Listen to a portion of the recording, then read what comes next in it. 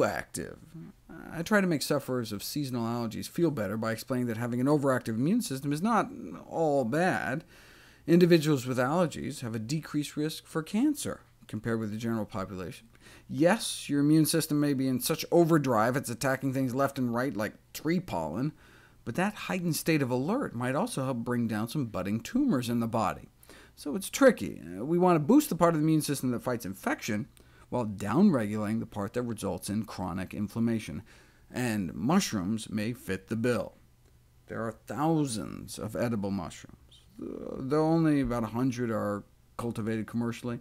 Only 10 of those really on an industrial scale, and I do mean industrial, rising to over 20 million tons, and for good reason. They accelerate immunoglobulin A secretion. Let me explain.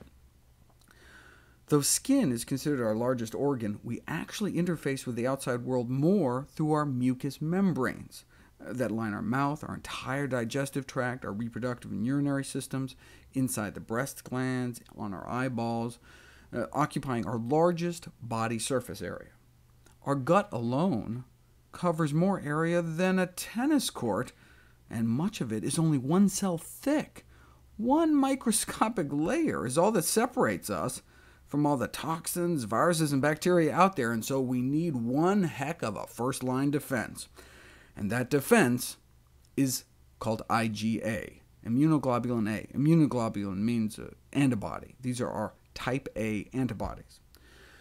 Dietary intake may improve mucosal immunity by accelerating IgA secretion, but no studies have ever been conducted on mushrooms until now. So they had half people eat their normal diet, half eat their normal diet, plus cooked white button mushrooms every day for a week. Then, using the passive dribble method for collecting saliva, they just measured the amount of IgA they were pumping out. No change in the control group, but after a week of mushrooms, IgA secretion jumped 50%, and even stayed up there for a week after they stopped eating the mushrooms. This study has shown, for the first time, that dietary intake of white button mushrooms, just regular white mushrooms, about a cup a day, resulted in higher IgA secretion, and the elevated secretion remained stable into week 2, but then fell back to baseline. So this suggests that in arresting or slowing the decrease in IgA in individuals such as the elderly or those with immune compromise, a continuous daily intake of mushrooms may be necessary to maintain an increased IgA secretion, meaning you can't just eat mushrooms once and expect to be protected forever. You have to make them part of your regular diet. But if you continue to churn out 50% more antibodies, might that contribute to chronic inflammation, which is implicated in the development of a variety of diseases? No, in fact, mushrooms appear to have an anti-inflammatory capacity in vitro, suggesting that they could be regarded as a potential source of natural anti-inflammatory agents.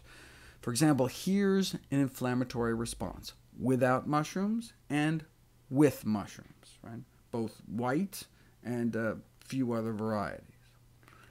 They think it might be the phytonutrient pyrogallol, found in a variety of mushrooms, as well as in our old friend amla, Indian gooseberries, that similarly